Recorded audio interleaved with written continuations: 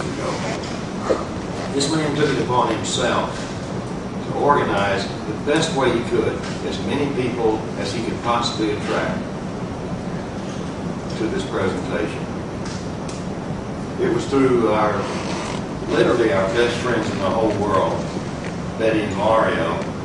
Betty's standing at the door here, she's our bouncer. That it all became possible. And the reason this room is not filled is because you folks are the only ones that don't know about mind control. All your neighbors and everyone else does. And when they read the papers and they see where young people are blowing themselves up,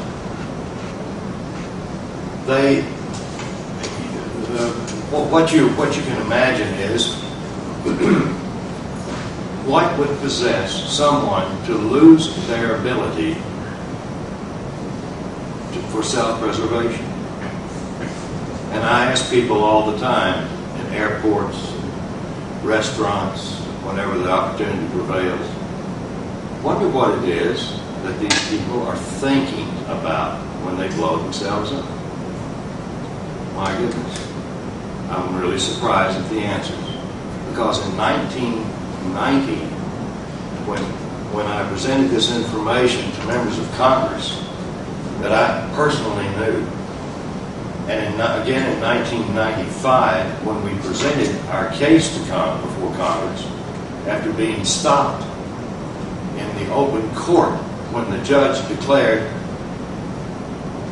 that our case could not be further adjudicated because he was invoking the 1947 U.S. National Security Act, in which, by the way, each and every one of you is subject to, because Canada has a peace treaty with the United States. In any country that has a peace treaty with the United States, there is in that peace treaty our 1947 National Security Act.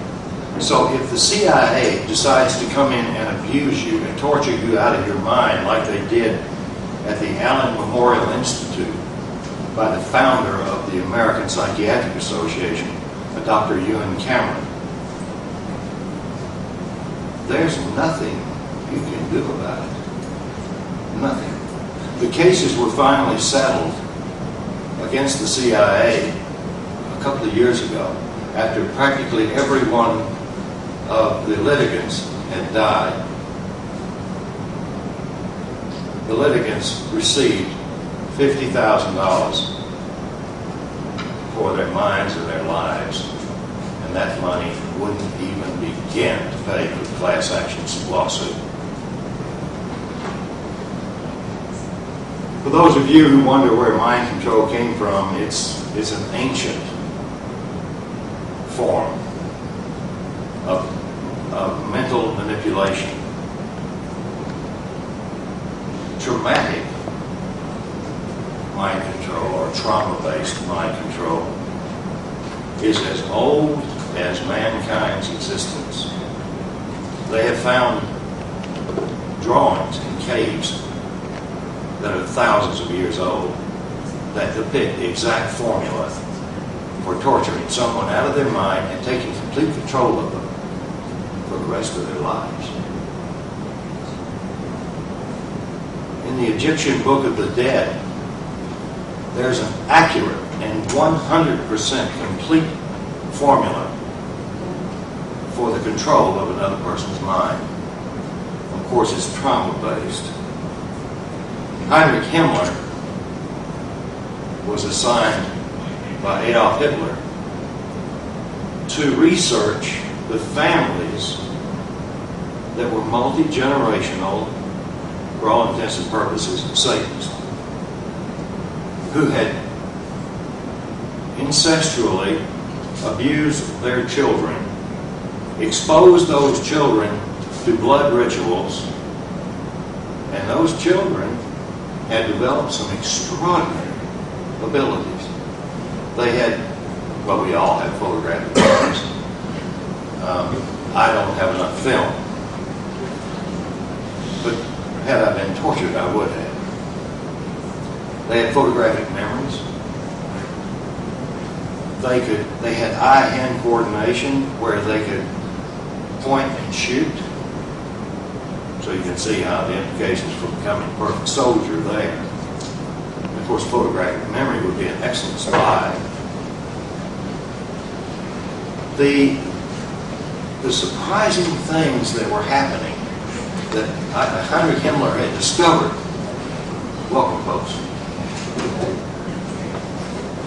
Was that there seemed to be an opportunity to research mind control and dedicate the scientists that Hitler had at his disposal, the mind scientists.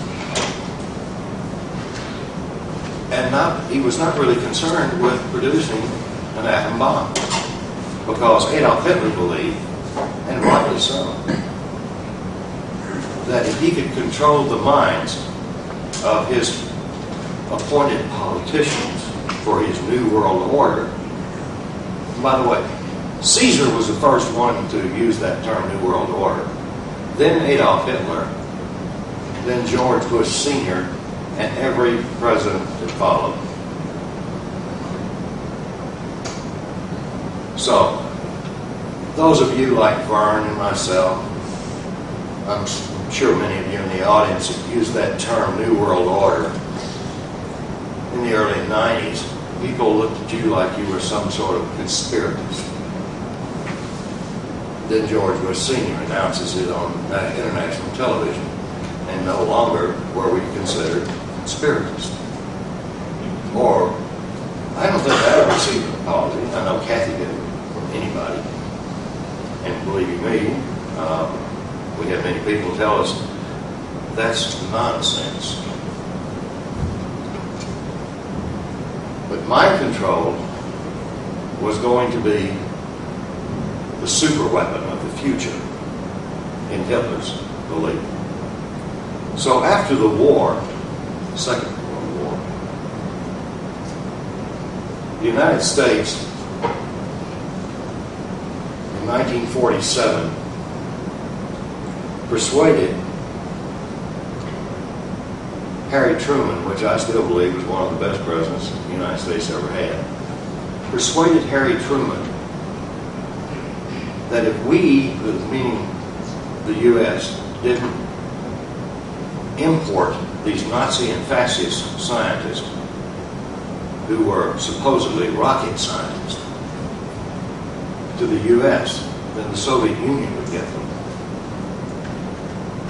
So they got an act passed by Congress, and they promised Congress there would be no SS members, only Nazis.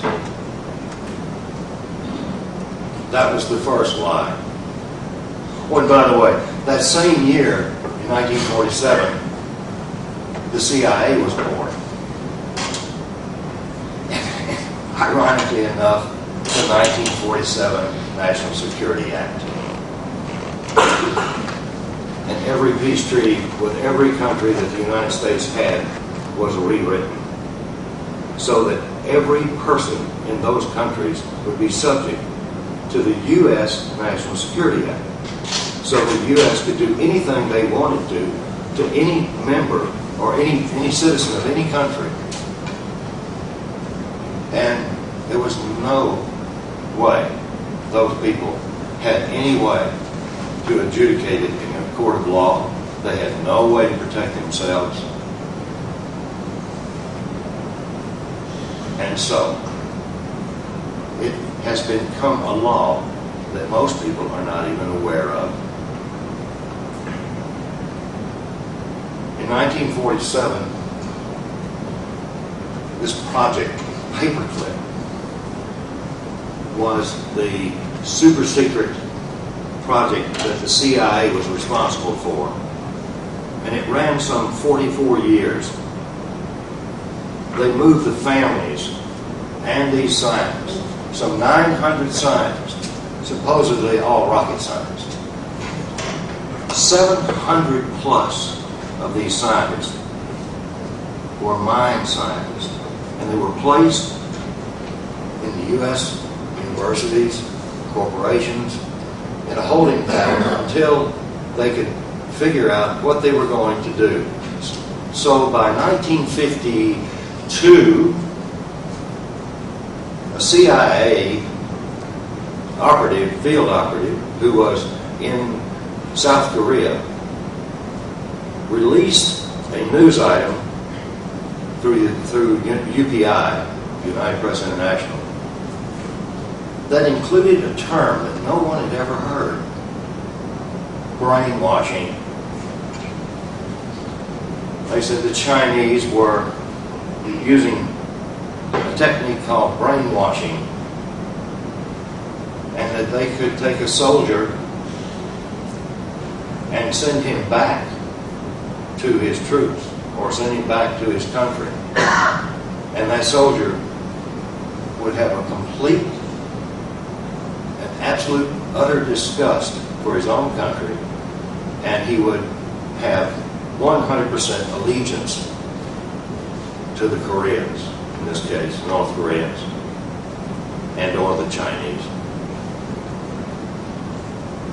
And it became so well known and used that during the Vietnam War, we had soldiers that were captured. And there would be hundreds of U.S.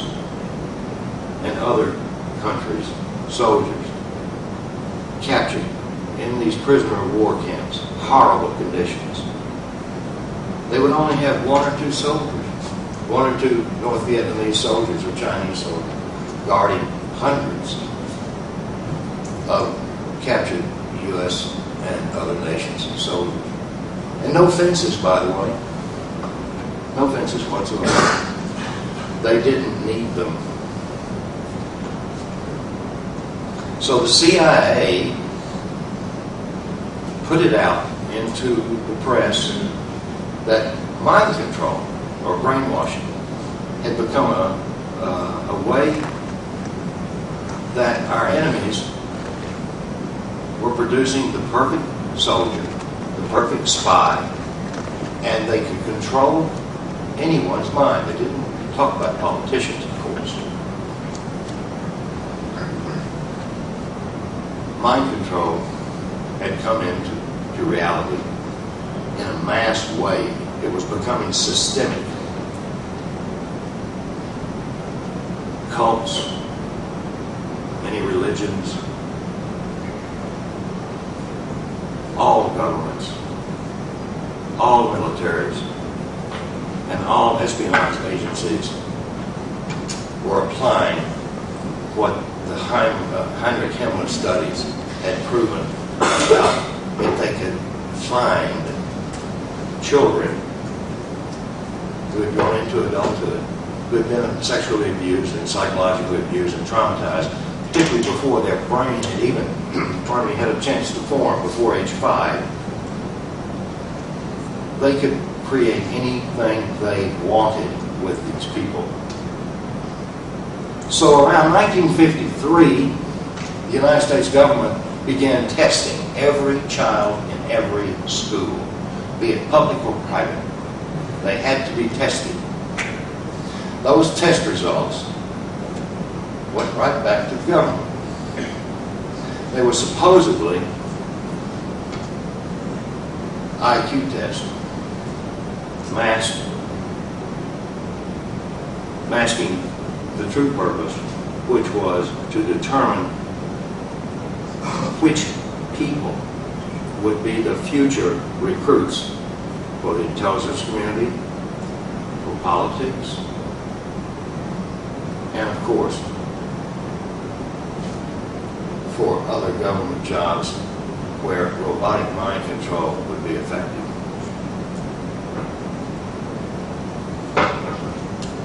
In 1968, I was trying to dodge a draft legally. And I had moved my draft board from state to state. I finally went to the state of Alabama because that was the last state to recruit on the draft. I had asked a friend of mine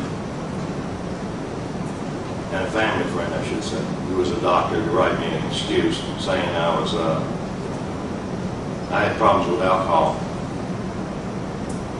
And I could prove it because my father was an alcoholic. His father was an alcoholic, committed suicide. It ran in the family. The truth of the matter was, I didn't like alcohol. I was just trying to lay the draft. When I was called for the draft, and they gave me my physical, there was about 5,000 young men at Maxwell Air Force Base, southern part of Alabama. And I heard the name Margaret Phillips called out a couple of times. And then they said Margaret Ewing Phillips. And I knew it was me. And I had to stand up in front of 5,000 or so young men. And they were just about on the floor laughing. They mispronounced my name. And they directed me back to this room. And I remember there was an Air Force colonel there. And there was an Army major, if I remember correctly. I didn't know much about the military. I was later told that was their rank. And there were some men in suits there. And when I walked in, they said, "We understand that you don't want to serve your country in Vietnam." I said, "I don't think I'm capable." They said, "Well, we have another job for you. We have a special place for cowards." And I'm thinking, wait a minute. I've talked to 200 people out there that don't want to get in. Why am I the only one that's getting this treatment? But I kept my mouth shut. And these two gentlemen pulled me off to the side after this colonel said some very rude things to me I won't even repeat. He pulled me off to the side and he said, "Mark, we're going to use you, and you're going to be used in a very different way. You're not going to Vietnam. You're going to work for the intelligence community. Now you pack up and get on the bus and go back home." Because I was actually living in Atlanta at that time. So I went back home. I was living in this lady's basement and working 2 jobs and going to college at night. And I was applying for every job I could that would possibly want. I was getting nowhere because I had no experience, nothing. So I was directed by 2 different people to the same employment agency. And I went to this employment agency, and this employment agency said, "We'd like for you to go out and take an interview with the Ampex Corporation. You'll be an engineer." Well, unlike Vern, I'm dyslexic. I can't even imagine being an engineer. My math skills are deplorable. I can barely balance our check. I said, "Well, I'm not qualified." They said, "No, you'll qualify. Just go out." So I met with the divisional sales manager who ran the office for Ampex. By the way, Ampex was a military industrial provider, or a corporation that provided a number of things.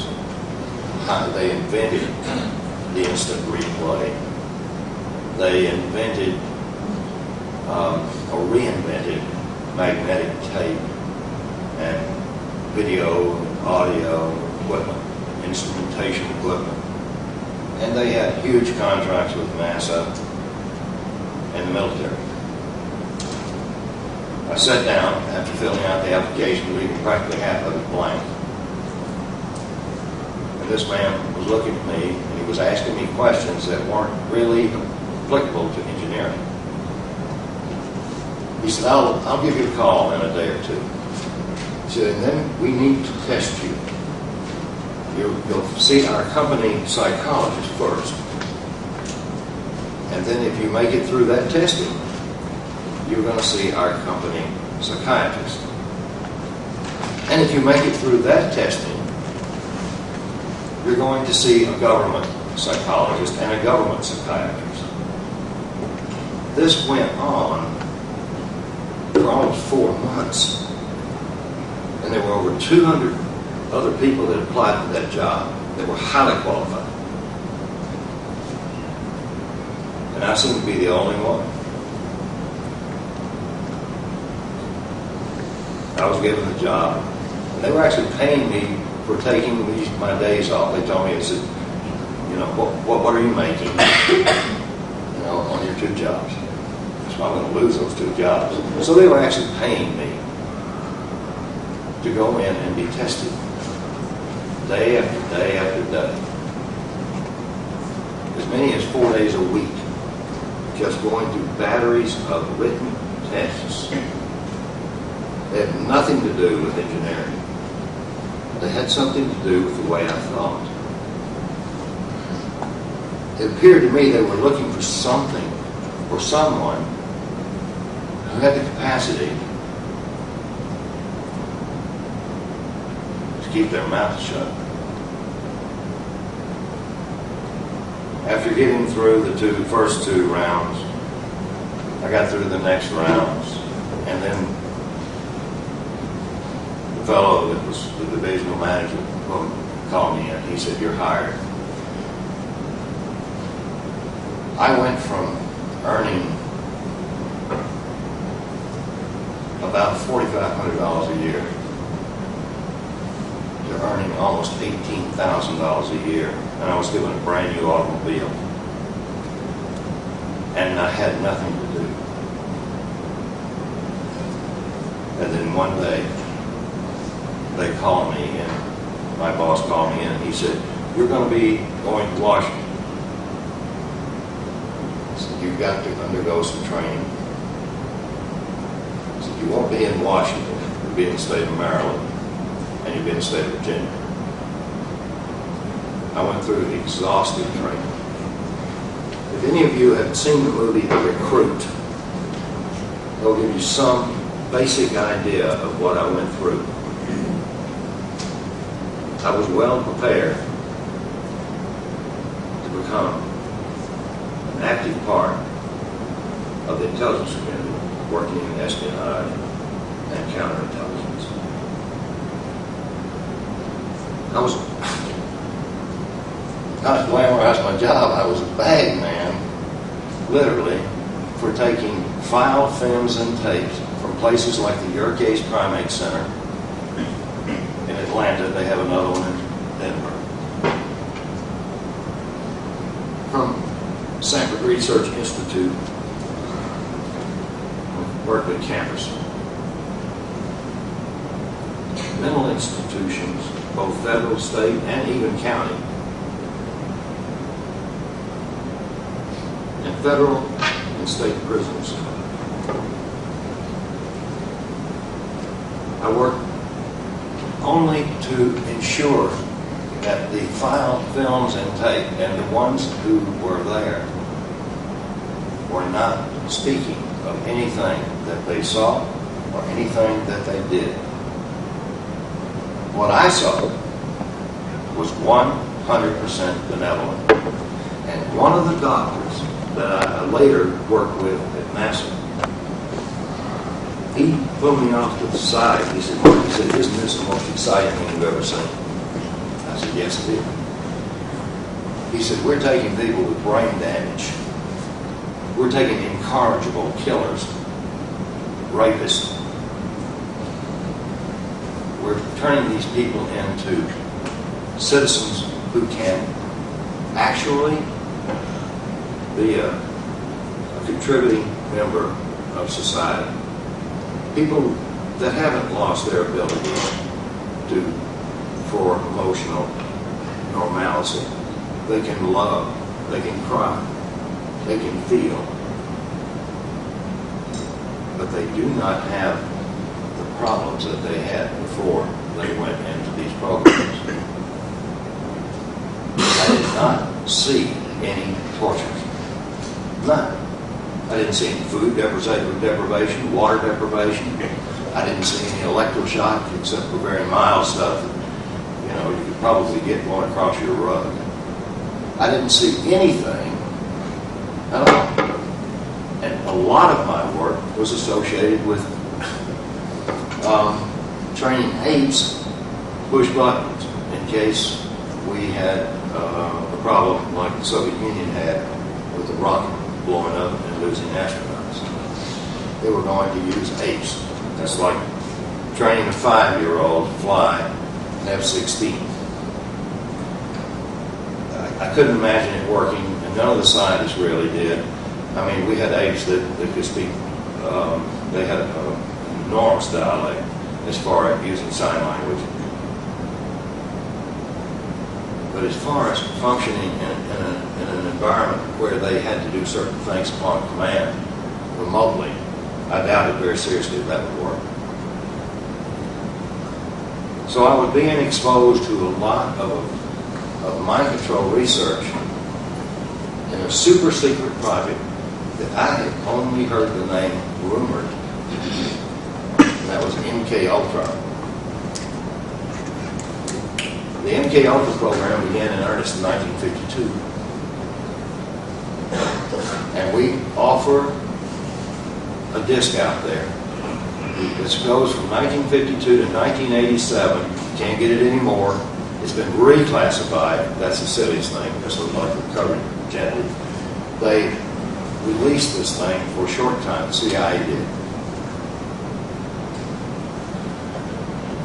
There's 17,000 files, 35,000 pages, and it goes into a great number of the CIA's projects working with mind control.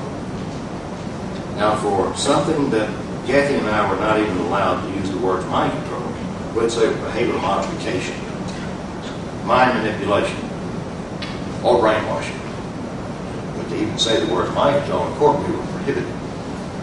Or even before some of the physicians, because the physicians in the law enforcement groups were the first ones that invited us in to speak. And they actually we were working and teaching them to identify people who had been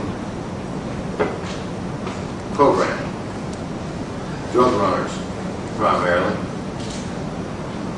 We were teaching border guards. Now the right hand doesn't know what the left hand's doing, because here we are, whistleblowers, and we are training federal officers and some state to identify mind control victims.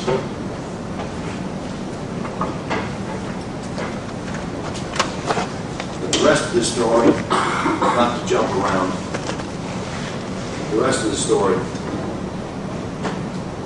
is that in the mid-80s, I decided I'd had enough. I'd learned too much, because in 1974, when I got tired of watching, I actually fainted, and that's what really started the whole thing. I could not deal with blood product, and I couldn't watch another brain surgery. I just couldn't deal with it.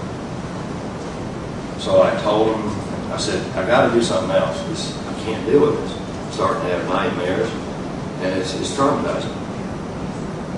So they said, we have an opportunity for you. You can go to work for Laser Systems and Electronics. He said, this is a NASA spin-off company that's working with some highly classified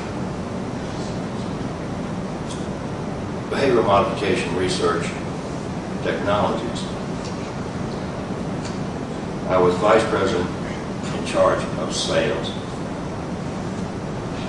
I worked for this company exactly 1 year for my contract, and then the company was sold and broken up.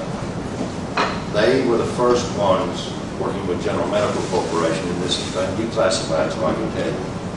They were the first ones to develop a behavioral implant. It was a small telemetric device that would not only send, but it would receive messages, and it would stimulate various regions of the brain, whatever needed to be stimulated. And it was put in through a procedure called transsphenoidal hyposectomy. It went into the nasal cavity, or went into the sinus cavity through the nasal passage. Relatively bloodless, and it was totally a disaster. Those things didn't work. The whole project folded up, and the government walked away from it. But the CIA, along about 1973, and again in 1977, and again in the mid-80s, they put out all this information. And they put it out in a way of conspiracy-type information about implants for controlling people's minds. And to this day, to this very day, I hear about these implants that people have in their brains that control them. There have been many movies that featured this. The fact is, they don't need implants to control someone's mind. They are far less intrusive, highly sophisticated means using microwave, directed lasers, and a whole host of other ways, including HARP. We'll get into all of this in our workshop to control the human mind. But you see, even as benevolent as I thought this research was, I wasn't seeing it come into the private sector. One day, a NASA scientist who I befriended told me, he said, it takes 25 years for anything that we're doing to reach the private sector. I said, why? He said, well, because this has military application.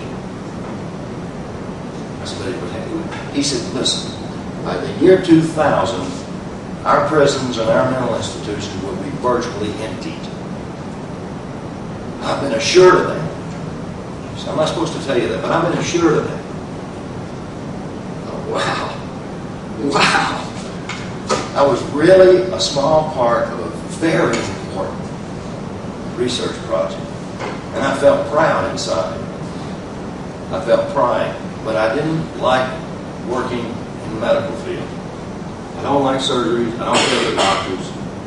No offense if any of you guys doctors in here. Just I don't like medical doctors.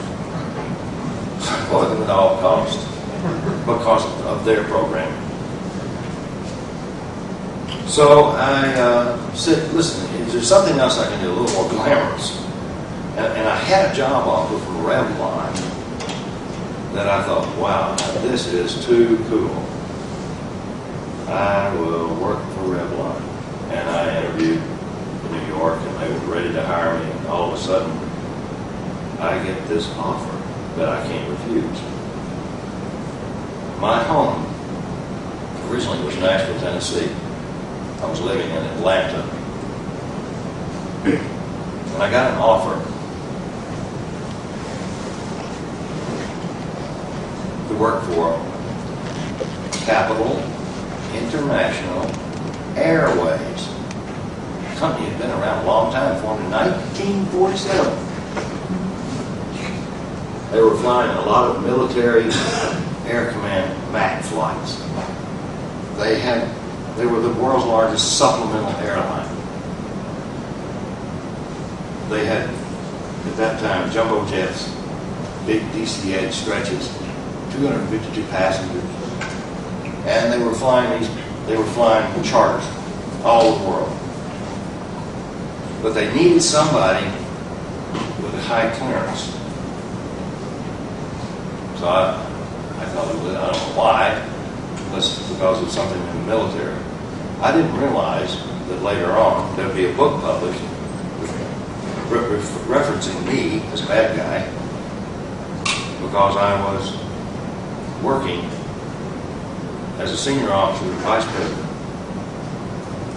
for Capital International Airways, who was a primary carrier for Project Paperclip.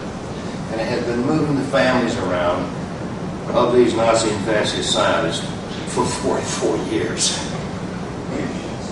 You see, I didn't know this. And what did I tell you? That I didn't know I had been working for the CIA. I thought I worked for the Defense Intelligence Agency, the DIA. That was who I was paid. That's who I worked for. I had no clue. And I was told many times on the side, you work for the CIA. I said, no, I was trained by it, but I don't work for it. I work for the DIA. So I said, yes, I do. And so when I worked for Capital, one of the guys that had been there forever came up to me and he said, how does it feel to work for a company you can actually have the initials on your shirt? Finally. I said, what are you talking about? He said, we're CIA. I said, no, we're Capital International Airways. He said, I was a slow learner, I suppose. But the president of the airlines, he sold airlines to some Iranians. How convenient. And the acting chief executive officer liked me, so he said, let's form an airline in Alaska. So we did. Great Northern Airlines. When I found out what Great Northern Airlines was doing,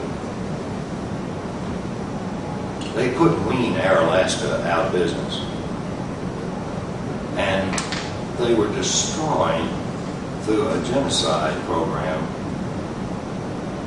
the natives that were sitting on top of one of the largest oil reserves in the world. When I found this out, I decided I'd had enough. And I knew that I couldn't get away from them because it's kind of like the mafia. So I went business for myself, had an antique business. I made it to the point where I actually had a seat at Christie's. I decided that it was easier for me to make money selling a whole lot of stuff than it was one item, just hoping I was going to make a lot of money off of it for one item every 2 or 3 months. And my name was in the paper so much, though, when I was with Capital International Airways, that there was a fellow that contacted me. He was a country music entertainer. He was an MC, ventriloquist. There's actually a man in here that actually filmed him and filmed Cathy and filmed her daughter here in Canada. Quite a validation.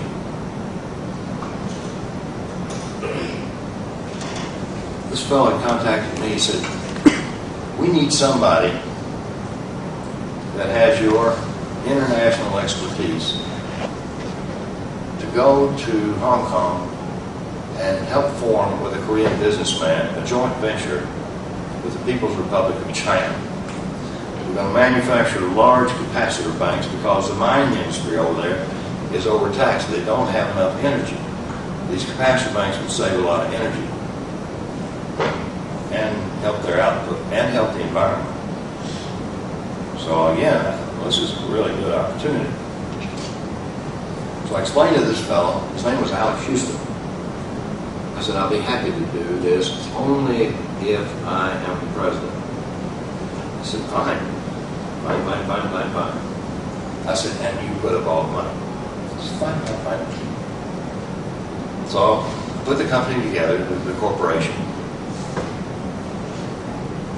And I worked with a fellow by the name of William Yoon, who was an arms dealer. He owned a shipping line.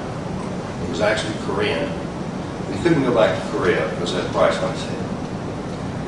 but he worked with Chinese. And since the mining industry deals with metals, anything dealing with metal in a raw product, military controls. So I was working with Chinese military.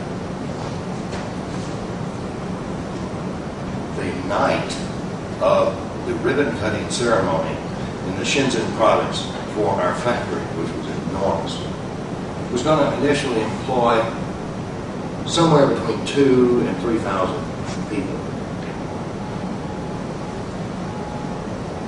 I had already pre-sold enough production that was projected for the next 6 to 8 months. Sold it in the Philippines. I sold it. I had friends in Thailand, high-up friends. I had friends all over Southeast Asia that I had cultivated in Cathy, International Airways, and through other contacts. So the night of the ribbon cutting ceremony, I'm standing there with William Yoon. Alex Houston wasn't there. And I was standing there with all the brass and matter of fact, the mayor of the town and the governor, if you want to call him that, of the whole Shenzhen province was standing with me, and they were taking pictures. And this fellow approaches with a small briefcase under his arm. And I watched my translator, I watched Mr. Yoon, and they just, like the seas parted. And this small fellow, Chinese man, in a suit, approached me, and in perfect English said, "May I have a word with you in private?" And I looked at Mr. Yoon, and he did a nod. We had some hand signals between us. He was telling me it was extremely important, and don't resist. Jeez. I stepped to the side. This guy opens a briefcase. This little leather thing. He said, I need to speak with you on a most urgent matter. I said, what is it that's so urgent? He said, your business partner. I said, you mean Mr. Yoon? No. He said, your business partner in the United States, Mr. Houston, is of great concern to us. I'm going, I thought he found out about my background. I thought, well, I was cooked goose right there. And he said, we know who you are. He said, as a matter of fact, you recognize any of these records? I recognized neighbors as I was a child that they had interviewed, the names. You know how when you're a little kid you remember the names of your neighbors? They'd interviewed all my neighbors as a little child. They'd interviewed all my school teachers. They had all those records, all those psychological testing things. They also had some stuff that was highly classified. And the original stamps and where people had signed it off was still on the papers. And I'm looking at this, and I'm seeing one of the greatest breaches of national security I had ever witnessed in my life. And I'm in total shock, but unable to say anything because unit killed me, keep my mouth shut. And you must remember I was trained not to really show any kind of emotion or anything else. Not programmed, just trained. Then I saw something that I could not deal with. He began, I said, well, what is it about Mr. Houston? He said, Mr. Houston is in the drug business. I said, he doesn't even smoke cigarettes. I'm the guy that smokes cigarettes. He said, no, he's in the drug business for the CIA. He said, he's in the drug business. He's in the child and adult pornography business. As a matter of fact, he has a young woman and a small child under his control. Mind control. The words were never said like that. Under his control. They were his charges. He said he uses them as mules. And he said, and this goes all the way to your White House. In other words, it was sanctioned by members of the White House, the president, vice president. I'm absolutely overwhelmed with what he's telling me. And then it dawned on me that all I thought he wanted was my stock. In other words, this was a hostile takeover. Then his words came out of his mouth. He said, almost like he was reading my mind. He said, all we want is for you to go back and get rid of Houston, Mr. Houston. Well, naturally, I think of something else. And I said, we don't do that. I can't do that. He said, no. Get him out of this business. I know we don't care how you do it. I said, well, I wanted to buy him out. And he said, well, we'll provide the money and we'll divide his stock so you won't lose your control. I thought that was the most gracious offer I'd ever heard. I said, those files you have on Alpha Houston. He said, yes, let me show you. And he showed me pictures of Alex Houston and a section, small Haitian boy. I saw other things in there about how this woman in his charge was being used as a mule. The Chinese have outstanding intelligence. They've infiltrated the entire intelligence community within the United States, as far as I know. Because when I got back home, I picked up the phone and called someone I could contact within the U.S. Department of State. Not a friend, not anybody that I knew. It was the person in charge of reporting something of this nature, because this was a major national security issue. I explained what had happened. He asked me if I had spoken with anyone about this in the United States. I said, no. He said, well, say nothing. Don't say anything.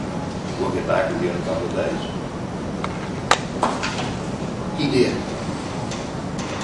And you know what his answer was? Mr. Phillips, this is a matter of national security. You'll never speak of it again. It didn't happen. I bought Alex Houston out. And before that buyout, I invited he and his wife, and she came to the house. And I saw her. She was an absolute robot. Everything that I thought I knew, I knew. Everything that I thought I knew about mind control was being used in a hideous sort of way. More hideous than I could imagine. So I decided I contacted Mr. Yoon, and I said, Mr. Yoon, I'm going to get this woman and that child in psychiatric care, and I think I'll just fold up my office here in the States and come to Hong Kong and live. He said, that's fine. He said, but I don't think, he said, you've got a delegation of Chinese coming over there right now. He said, you're going to have to entertain them. And we'll talk about it when I get over there. In the meantime, I contacted some people I knew that were not nice people within the CIA. And I asked them if they could provide me any information on the codes, keys, and triggers of what this woman, this Cathy O'Brien, that might trigger her out of existence. Because you see, when someone's under mind control, they believe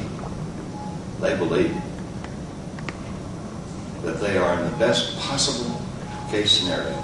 She had no idea, no concept. So she didn't know her name. She had no clue how old she was. And she had no idea where she'd been. Well, I was given the trigger. Well, she was hyper-religious. You know, it was praise the Lord every other word. And, you know, and there was no communication. You couldn't talk to her. I mean, well, total airhead. She dressed like a prostitute and talked like a minister. And the contradiction alone was enough to gag me. And, frankly, I didn't want to be seen with her. Or even near me, for that matter. All I wanted to do was get her into hell. And then I saw something in her that looked like I had seen before. I saw something redeemable, in other words, that there was a real person in her somewhere. So I began looking around, trying to find a qualified psychiatrist to treat her and her daughter. And you know what I found out? This was in March 1988. And how I got her out, by the way, was a telephone call. I called her and told her this was God, and to read Psalms 37:37, and to meet that man. Oh, by the way, Psalms 37:37, for those of you who are not familiar with it, starts out, Mark, the perfect man. So she was to meet this man at a local Burger King, and she was to follow instructions because her life and her daughter's life depended on it. That was the code, key, and trigger. She was right there. At that point in time, I had no earthly idea what I was going to do with him. So I took him to my home. And at that point in time, the sheriff contacted me and said, I understand from someone we know within the FBI, the CIA is going to kill you. And the sheriff was a friend of mine. I said, Sheriff, the CIA doesn't tell you that they're going to kill you. I said, I bet you an FBI agent told you that because they're just pawns. I said, no, I'm not worried about it. He said, I'm worried about it. He said, I'm telling you this was very, very severe. He said, you've got to leave. I want you out on my counter. He said, this is going to be bad. I said, Mark, he said, whatever you've done, he said, it has something to do with that woman and that child. I said, Sheriff, if I told you about this woman and that child, and why, and he said, I don't want to know. He said, I'm going to tell you right now, I don't want it. I just want you to get out of this county. Well, I sold my home. And I found out there was no psychiatrist, no psychologist that knew anything about rehabilitation for someone that had been abused out of their minds. And I thought this was absolutely unbelievable because there wasn't. There was only studies being done in a few universities, one here in Canada, that studied what they call multiple personality disorder. You don't have, there's no such thing as multiple personality. You only have one personality. And that was the first chunk of nonsense that the psychiatric community had been fed. You have one core personality, and that personality can be fragmented. Matter of fact, it can be shattered. Cathy is known in the psychiatric center community as a polyfragmented MPD. Later, that was changed, and I think it was changed because of what we did. Because we were lecturing before mental health groups all over the United States and Canada. And they changed it to dissociative identity disorder, an applicable term. But the story of how we got where we were and how we went into the courts is all compiled in a book called Transformation of America, which is now, by the way, in 9 languages in over 50 countries. I've licensed foreign publishers, legitimate ones, virtually for free. They pay a one-time fee. And if it's a friendly country, when we license it in Arabic, I did not go to Lebanon to speak. It's the only country we didn't go to. The rest of them we've all gone and we've spoken. Now, the solution, oh, by the way, Transformation of America is a condensed version of our U.S. congressional testimony. It took 10 years and 5 years. How we managed to stay alive, how Cathy was recovered. And by the way, she is a judge, 100% recovered by the top psychiatrists all over the world. In other words, she did something that no one else has ever been able to do. Her recovery is due to two things. One of them was a lot of help that I got through the CIA. Just in phone calls, 2-3 minute phone calls, talking to people I didn't even know. I would ask them questions. If I didn't ask them the right questions, they would tell me the questions to ask, and then they'd give me the answers. I fell in love with her after she recovered, because that little spark that I saw early on, it was real. I found the person was not only intelligent, loving, kind, but she's unequivocally the best friend I've ever had, and the only person on the planet up until that time who cared to really know who I was, because I had lived a double life. With these facts, mind control is an essential component of what's going on in our world today. Knowledge is our only defense against mind control, whether it's the kind of robotic mind control that I experienced under MKULTRA mind control on a White House Pentagon level, or whether it's cult mind control, which so many people suffer from in various religions or occult religions, where their minds are manipulated, where they no longer think for themselves. Or whether it's the kind of social engineering that is so predominant in our world today due to the high technology and propaganda and information suppression that's going on in our world. Since we all formulate our thoughts, opinions, and actions based on what we know, it's essential that you know that information is being manipulated against us all. Our knowledge base is being altered. And it's stopping people from taking the kind of action that's necessary for actually bringing about solutions to today's problems.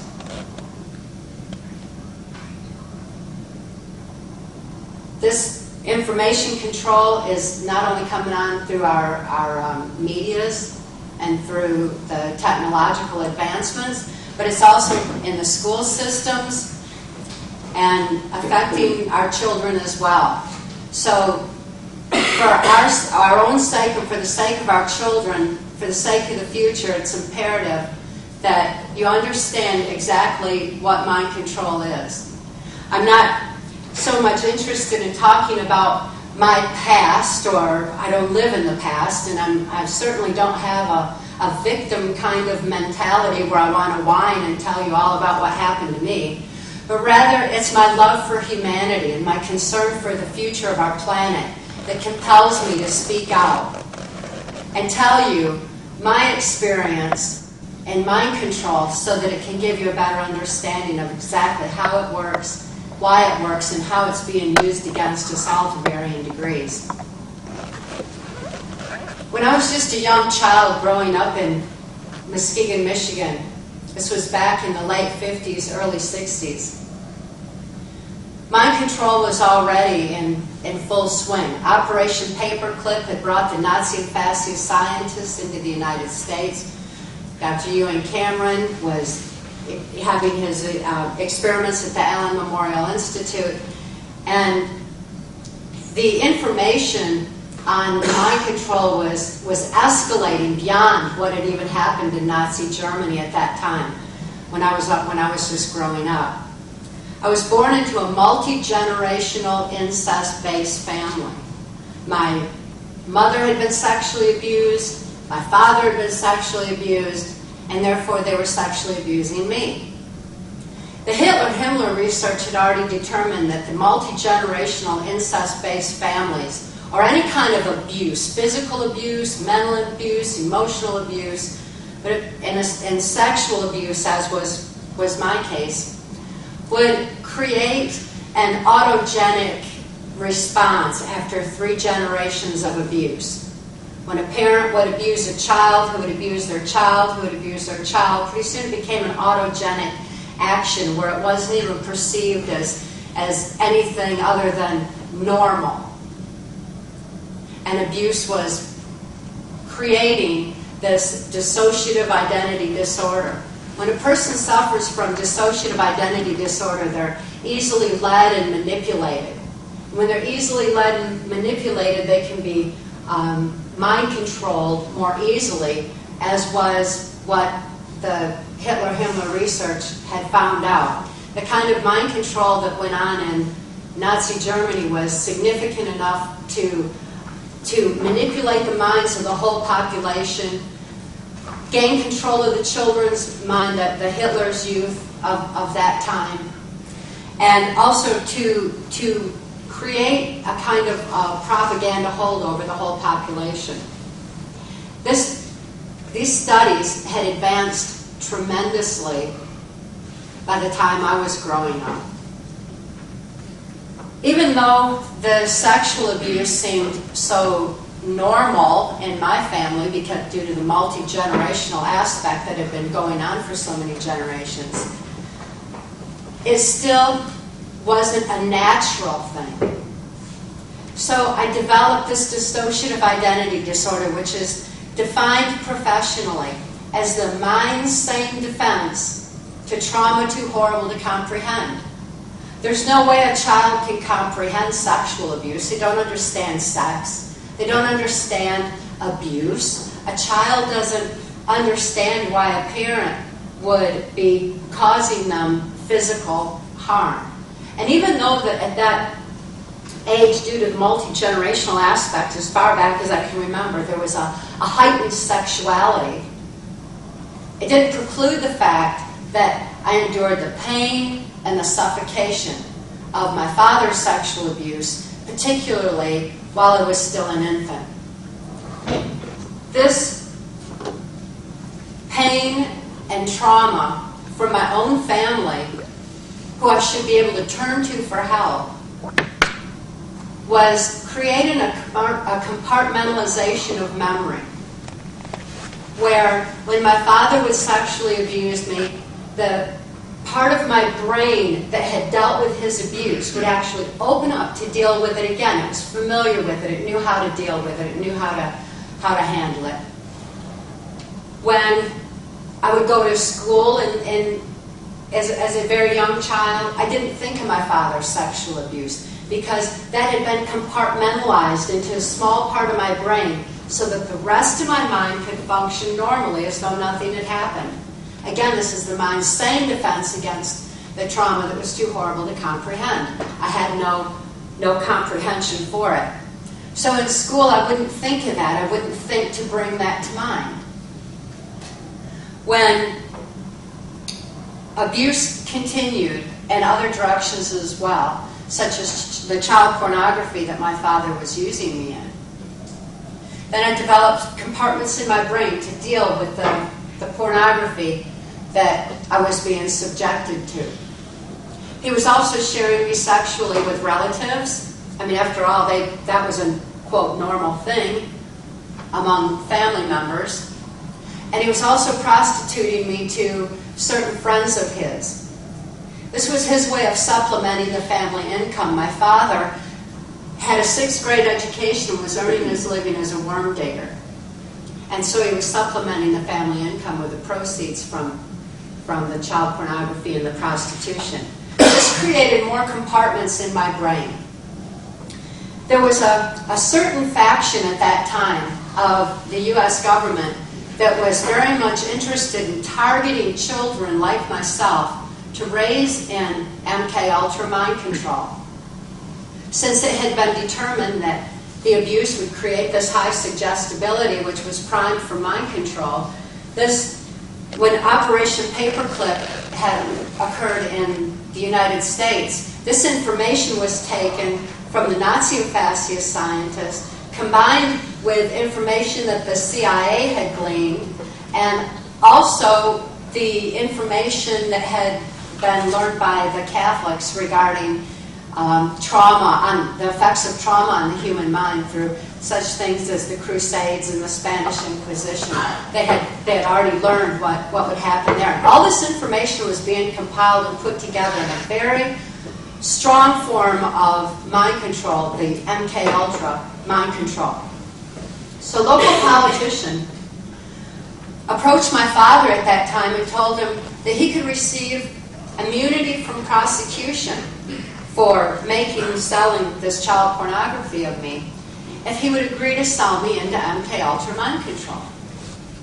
My father thought it was a wonderful idea. Not only did he feel like that was a nice way out of any legal ramifications for his actions, but he also felt like the government condoned child abuse. After all, they were sanctioning it. After all, they were giving him immunity from prosecution. So he eagerly sold me into the project. And as quickly as he did, he was given instructions to go to Boston, Massachusetts, where he was given more instruction on how to raise me in the project, how to manipulate a highly suggestible young mind. He was just conditioning me for the kind of robotic mind control that I would experience later. This place where he was taken in Boston, Massachusetts also is the very same one that we've heard about in recent times regarding the Catholic child abuse. And I believe in the United States anyway, it was termed homosexuality as an emotional diversion away from the reality that was actually abuse of children for a very deliberate purpose of mind control. Now, I'm certainly not saying all Catholics are bad. I mean, that's absurd. There's no classification or label for the people that are involved in this. It's just a handful of criminals that weave in and out of our society who are affecting a great many people with what they know and what we all should know about mind control.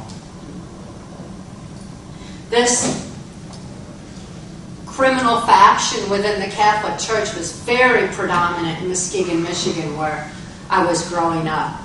There was a huge church there that had a lot of the CIA connections for mind control purposes deliberately. There were occult rituals there that I was subjected to from that time on, which gave me more compartments within my brain. It also was, I endured abuse by priests, which was very devastating as well.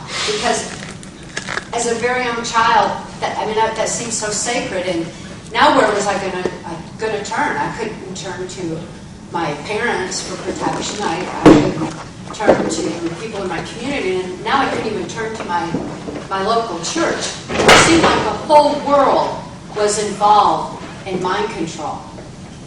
And it seemed especially strong to me because Muskegon, Michigan was some kind of a social engineering testing ground for mind control.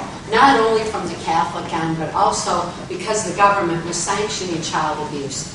To the extent where Muskegon, Michigan is now recognized by Muskegon itself, which they've put in their own newspapers as well, as being the pedophile capital of the United States. There are more pedophiles per capita in Muskegon, Michigan than other places in the United States. So to me it seemed like this was the way the world was. And even though that seemed like the way the world was, it was still devastating to me.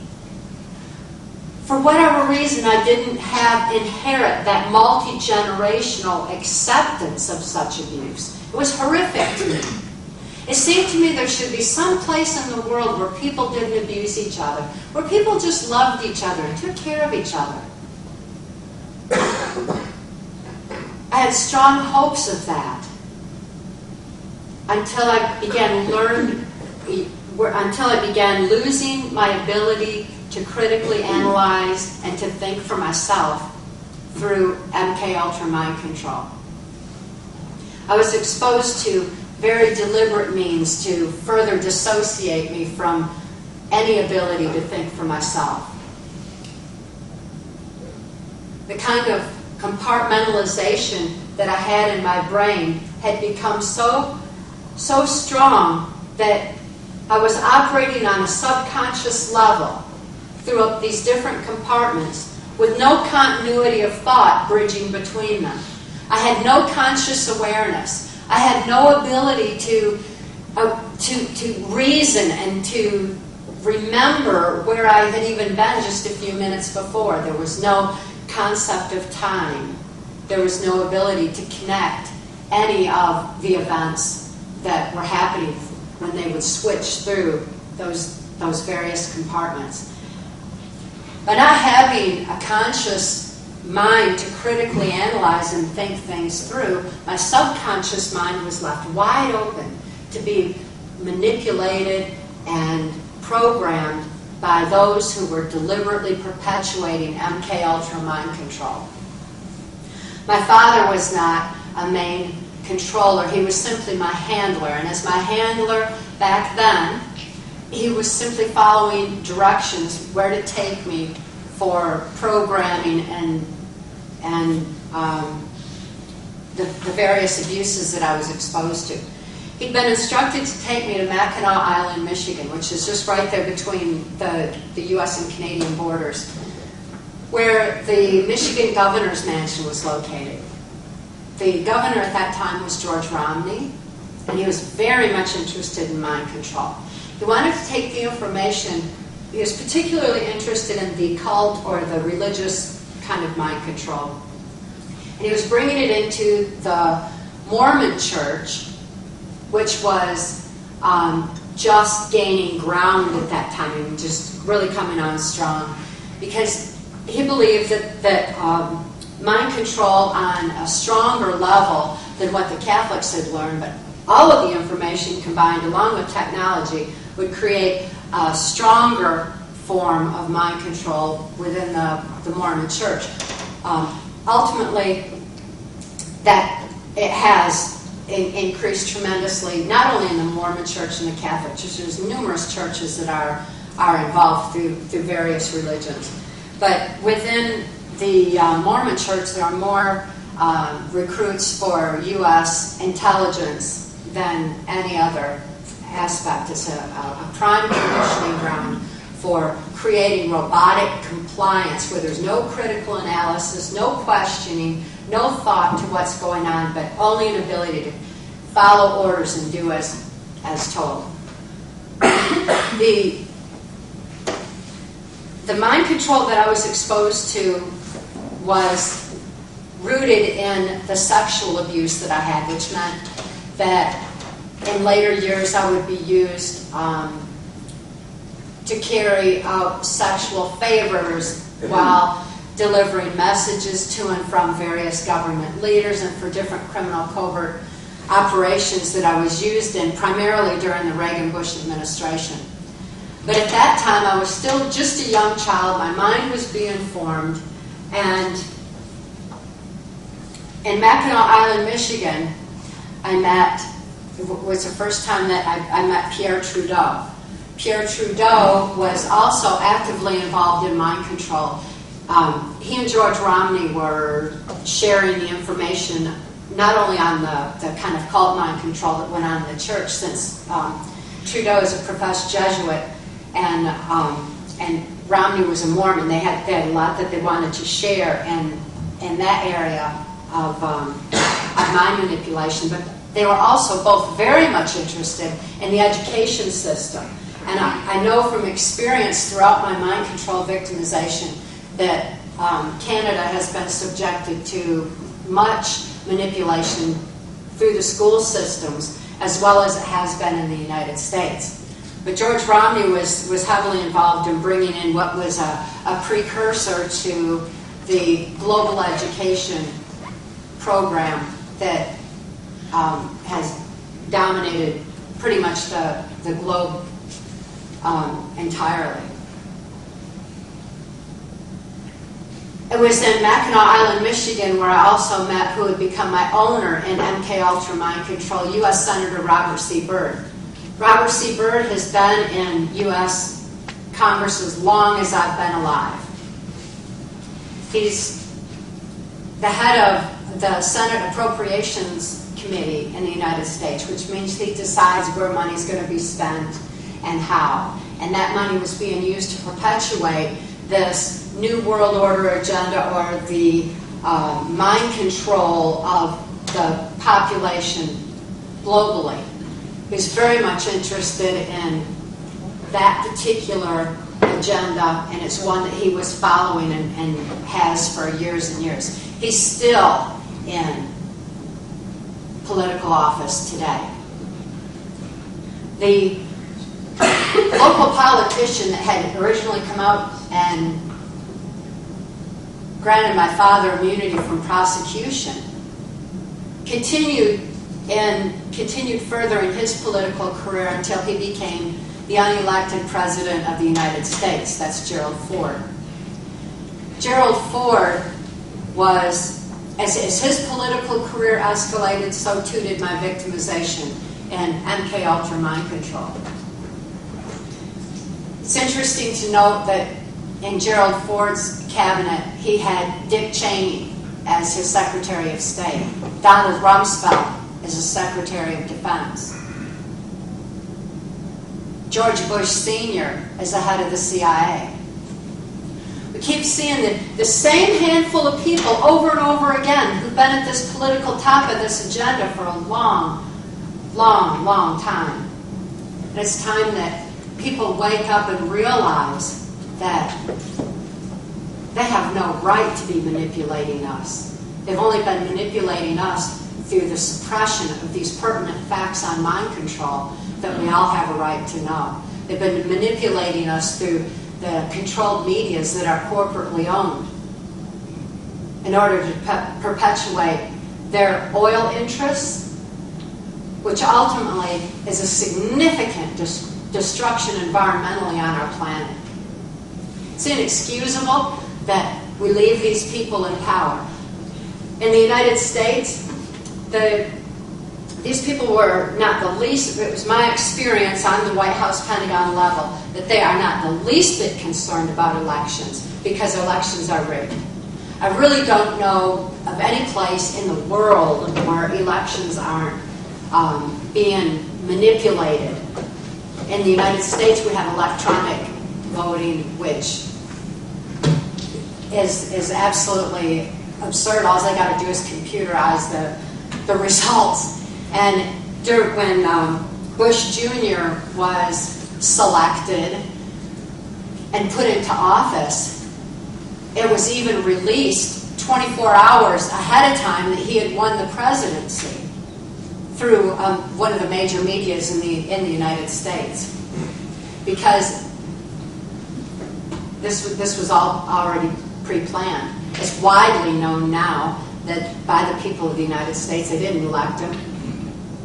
The fact is, these people that are in control and who are manipulating the United States are manipulating the whole world and creating enormous catastrophes and keeping people fighting with each other constantly.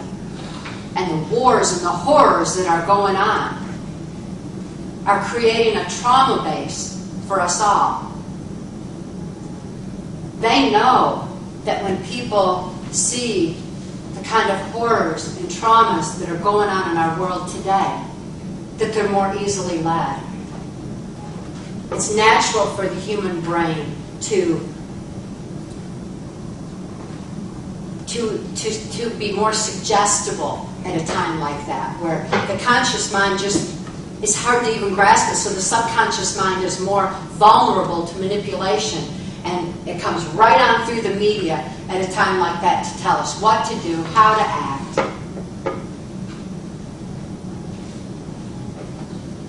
And it's happening on a global scale at this time. The truth that set me free from mind control can set us all free. Truth has a way of freeing us from fear. And once we get past the fear and realize that we're being manipulated through the media, as we begin to think further and realize what's actually going on in our world today. Not only on a political, global scale, but environmentally.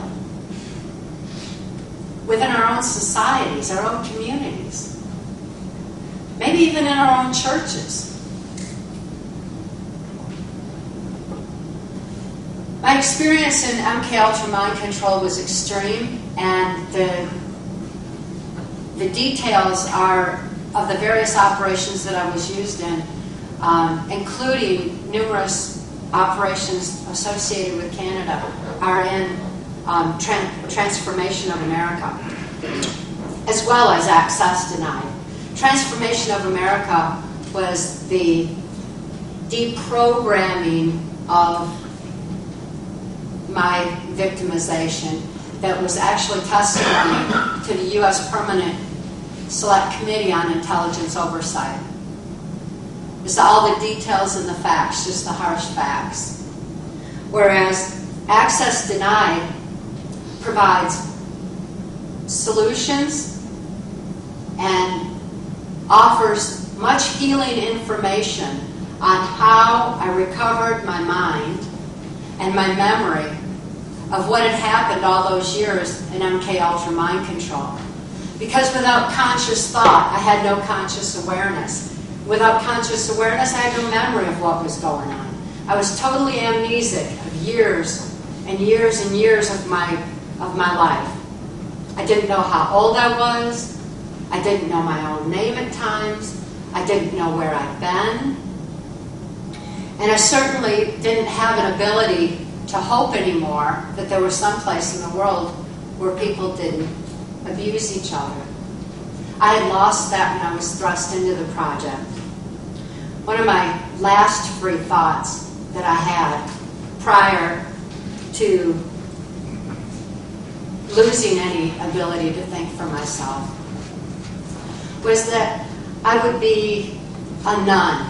And if I were a nun, then I wouldn't be abused. And I think that's very much how a lot of people end up going into that vocation, as hoping for an escape from abuse. But I had a profound experience at that time. I had a knowing that my spirit would always be in a safe, loving place while my body went through MKULTRA mind control. The tortures that I endured, the physical tortures, the psychological tortures, the sleep, food, and water deprivation, the high voltage stun guns, the horrors that I saw being perpetrated by those in control of our government, those all were very traumatic for my physical body, and yet my spirit could not be touched. There was no way to possess my spirit, affect my spirit, but there was also no way to express my own spirit. I didn't have the capacity for that, because without free thought, there's no free will, and without free will, there's no soul expression. I had no ability to stand for anything that I believed in. I didn't have any ability to have compassion. I didn't have the ability to protect my own daughter, who was ultimately born directly into MKULTRA mind control. For all the hopes that I had that there was a place where children wouldn't be abused, I couldn't even protect my own daughter. I couldn't protect myself. I'd lost my ability to think of survival means, and I certainly lost my ability to protect my own daughter, which shows how far they can go within the human brain into that instinctual, the maternal instinctual area to even control that, where I couldn't protect her from abuse. They can go so far into the human brain, into the subconscious, that they can manipulate the deepest levels of subconscious that affect our breathing and our heart rate. So that if someone is used in military special forces, for example, they can take a bullet and not bleed and keep on going. The physical endurance with no concept of time is extensive. These were qualities that they were looking for in mind control. They show also how deep they can go into the human brain. What they know about the brain and how it can interact within our own bodies is something we all have a right to know. If it can be manipulated that much from the outside through trauma, imagine what we can do when we know what we're capable of with our own strength of spirit. For all of their plans, for all that they did in MKUltra mind control, they never once considered the strength of the human spirit. It never occurred to them how important that is in all of us. It's that strength of the human spirit that allows for all of us to stand for those things that we believe in and stand against what is being perpetrated on our planet. That strength of the human spirit is what allows all of us to be able to think further than what we're being told. We just simply need to realize it. The strength of the human spirit is ultimately what allowed me to heal. Once Mark came along in my life and rescued my daughter and I directly out of MKUltra mind control in 1988. I couldn't think to escape any more than I could think to protect my daughter, or think to survive, or think to stop the horrors that were happening. It took someone like Mark, who had eyes to see, ears to hear, and soul to know what was going on. Somehow he could see so deep inside of me that he saw that little spark of the strength of spirit that I couldn't even express. I had no ability to even express. And yet, he saw it and he knew it. Once Mark rescued my daughter, Kelly, and I, he took us to the safety and serenity of Alaska, where I began remembering all the things that I'd been programmed to forget. I couldn't think to trust Mark, but I had these heightened senses.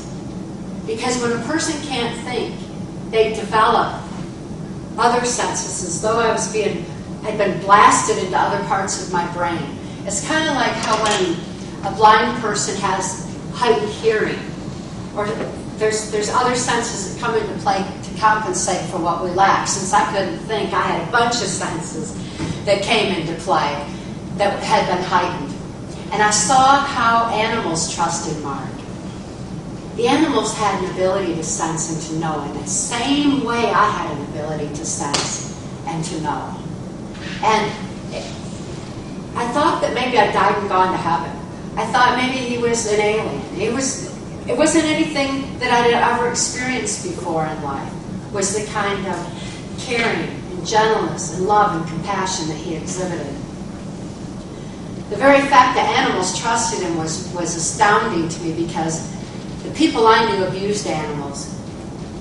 Oftentimes people who abuse other people abuse animals, like they have no regard for life at all. So seeing the animals trusted Mark was one of the very first sparks of being able to trust that was in me. It went into that other realm where that was beyond thought, and into a level that was akin to my spirit that had been untouched. The methods that Mark taught me for freeing my mind from the controls of MKUltra abusers is detailed in Access Denied. I'm really excited about having that information out because I very much believe in voicing no negatives without a solution.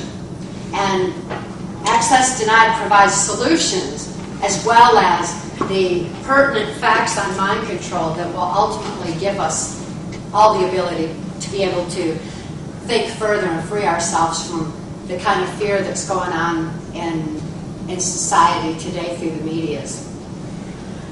Access Denied has just been out for a short time, and yet is setting other people free all over the world. Mark and I have been speaking, we've been around the world several times, and speaking in places such as Germany, where they're acutely aware of what mind control is. They're seeing what's being done to the rest of the world because they've already had their experience with it. They know what it is, and they recognize what's happening in the United States. They know that the people of the United States are not thinking for themselves. And what had happened to them in Nazi Germany had been advanced even further through the technological and media advancements that were taking hold in the United States. Additionally, there was great concern voiced in Italy, where they too had experienced much mind manipulation through the Catholic influence there. And they've since gained enormous insight into the reality of how that manipulation works, and therefore they're very much protective of their children, and they have their eyes wide open as to what's actually going on in the world today.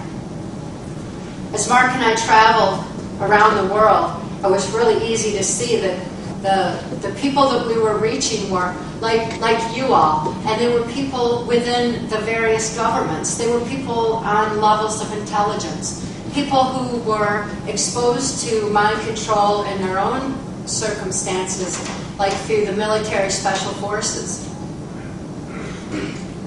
And the information in Access Denied that details my healing process is one that they can apply to themselves regardless of the language they speak, because the healing comes from within. It's not from outside input and someone telling them what's happened to them, but it comes from within. Mark had taught me how to write out my memory, and now people are writing out their memory and healing all over the world, and we hear from them constantly. And they'll ask just a pertinent question to their own circumstance in order that they can be totally free and healed as well. But I feel so fortunate to have survived my ordeal and to have been able to deprogram and remember all those things that I was supposed to forget. In writing out my memory, I would actually take what was emotionally incomprehensible in those compartments, and by moving a pen, it would shift it into the logic part of the brain. And what was emotionally incomprehensible became logically comprehensible. I understood what happened. I understood where I had been. And the memories felt as though, of course I knew it all along. It all seemed so close, and that had been photographically recorded. So I wrote out my memories, which again are in Transformation of America, and the methods detailed in Access Denied. But once I regained my free thought, I had free will again. And when I had free will, I had soul expression again. And I had that strength of spirit. And I knew love. Love is the greatest healer in the universe. And I feel so fortunate to have experienced it. Since my spirit had never been touched, my spirit is that very essence of my being. And once I had remembered where I had been, I had to learn to think for myself. It was the usual questions of, who am I, and I found my own identity, not based on ego, not based on what somebody else was telling me I should be, not based on my past experiences that were not any expression of myself, but rather I found my own identity, true to soul, and that strength of spirit, and that little spark. I've been told, well, you need to love yourself. And there was no amount of daily affirmations I could possibly give to myself after where I had been that could give me a concept of loving myself, per se.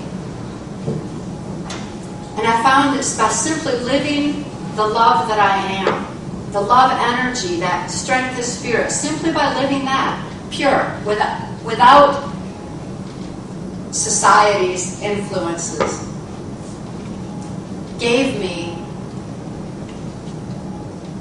an ability not to just love myself, but to give love and to act in love. And it's not any kind of vengeance that compels me to speak out, but rather this love. And it was love for my daughter that was one of the first forms of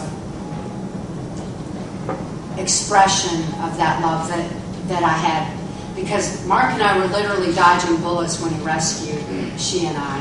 And the horrors that she went through in her own recovery process that's detailed in Access Denied had thrust me into a position of speaking out and seeing to her safety as best I could under the circumstances. And our court case that should have freed her was stopped under that 1947 National Security Act. The National Security Act prevented us from obtaining any kind of conventional justice at all. But Kelly believes, as I believe, that the ultimate justice is positive change through public awareness. And although she's not in a position to speak out herself, she knows that Mark and I are speaking out. And she finds great peace and satisfaction in knowing that people are waking up. And she's seeing it in all walks of her life, where the information is reaching people and people are becoming aware of the manipulation through fear in the medias, and how people are being manipulated through harmonics, in music or in harp, and in other ways.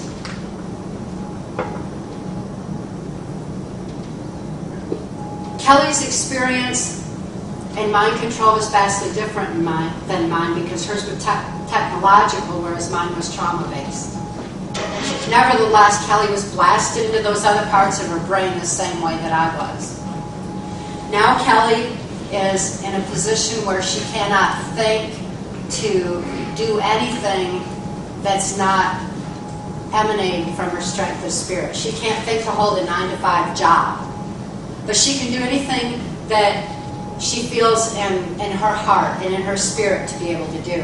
One of those things that she's doing right now is she's working on a horse rescue ranch where they're rescuing horses that have been abused or neglected through people. And she's helping to rehabilitate them because she has that telepathic horse whisperer kind of rapport with horses that has allowed her to communicate with them on a more telepathic, sensory level.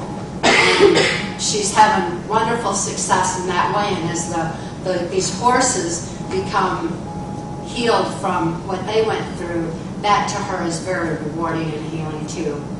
Because ultimately out of what she and I experienced, healing for us all is an ultimate joy. The kind of thinking that I have now, the freedom of thought, is something that I cherish. And it's something that everyone should experience and enjoy to the fullest, rather than be following the media's that are telling them what to fear and what to do. It's also the kind of free thinking that allows folks like you to come to a place like this and learn more and expand your own knowledge base rather than cave it into what so much of society has been told, that those of us who think free, who do want to learn more and aren't fitting into the mainstream social engineering aspect of society are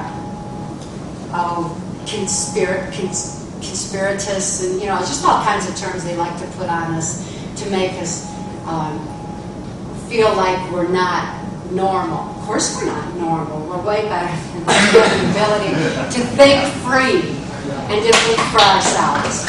Please spread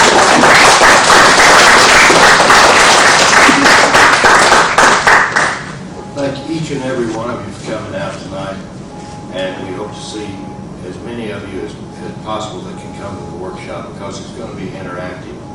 And in that workshop, you're going to go home with some details that are really heretofore unimaginable. The details that you're going to learn are things about what's going on around you. And once you have eyes to see and ears to hear, you can have a profound impact on those of you. I mean, everybody knows 165 people in their life.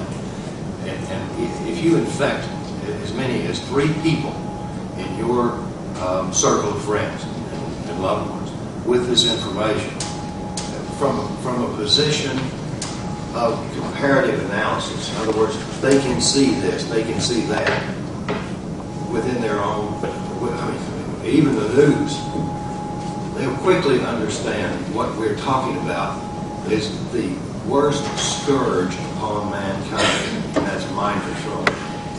We want each and every one of you to have the same level of knowledge that Cathy and I do. We, of course, are accustomed to teaching psychiatrists and psychologists and social workers and police and border guards.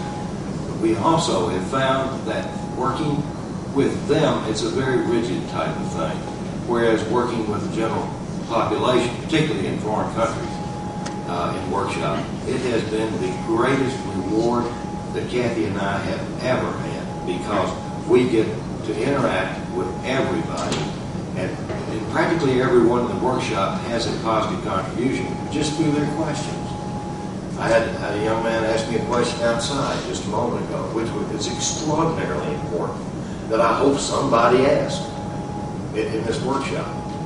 So the workshop is Sunday, and it's at 10 a.m., and we'll go to 3 or later, but we have to limit it to 50 people, and we are going to speak again tomorrow night.